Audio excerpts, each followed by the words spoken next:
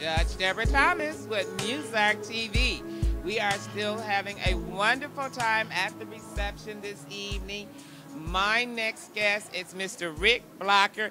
You are the president of the Metro Detroit AFL CIO. Yes. That is wonderful. That is wonderful. Thank you. Labor has played such a large part in the civil rights movement down through the years, and Detroit in particular. Right.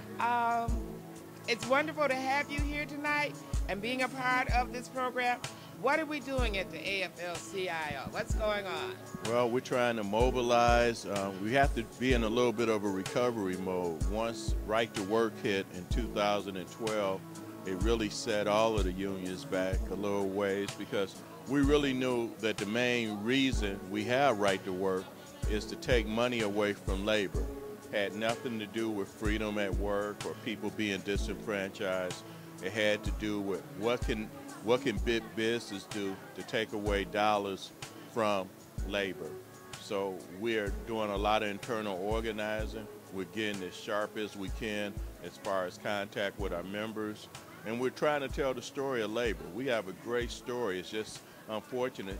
A lot of people don't know the reason you have weekends, 40-hour work week, occupational safety, health issues. All of that is because of labor.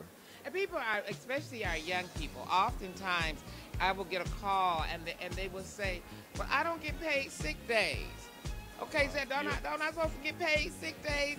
Or they'll call and they'll say, well, they're making us work this overtime. I don't have no choice.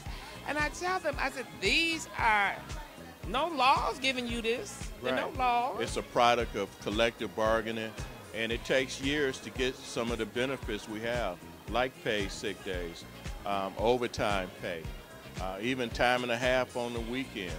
But we're having a tremendous fight just to try to get a defined pension plan. They're trying to convert a pension plan. A defined pension plan pays you a defined amount of money based on what's put in it. A 401k, they want you to take your own money and invest your own money for future benefits. And it really, the public needs to be made more aware of what unions mean. And I tell people this, if it wasn't for a union, minimum wage would be the starting point. And when people pay you minimum wage, it really means they paying you that because it's the law, and if they could pay you less, they would. And we're really the only thing that keeping the middle class in this country alive. If it wasn't for unions, corporations would just indiscriminately do what they want to do. And do you think the word is getting out? Do you think that we're reaching the younger generations?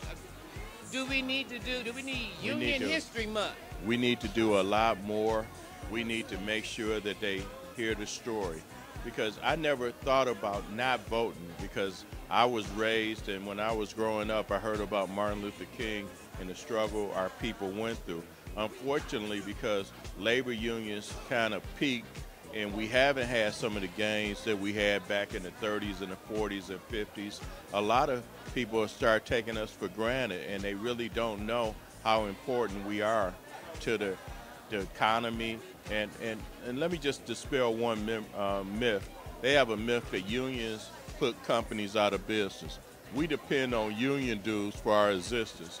It's kind of crazy that somebody who is dependent on union dues will put a company out of business. Because then there would be no union. It would be no union. So that would be a self-defeating act.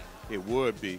And we want to work with companies. When companies make money, unions do well. Kroger's one of the largest companies in this country, is 84% union. So it's not like we put people out of business. All right.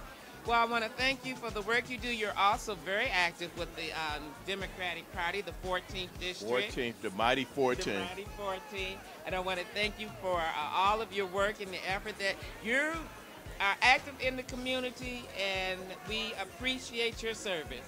I appreciate you, Judge. I appreciate the fact that you ran for Supreme Court, and you ran so hard, and you was doing the expungement hearing. So anytime we can work together, I want to do it. And I will be getting with you. There's a couple of programs I want to bring to the Pontiac area. That's great. And I know that is in the 14th. Mighty 14. So I will be calling you to help me set up a couple of programs in the Pontiac area. I really look forward to it. Right, Thanks again. Thank you. All right. Rick Rocker, he is the president of the Metro Detroit AFL CIO. Thank you.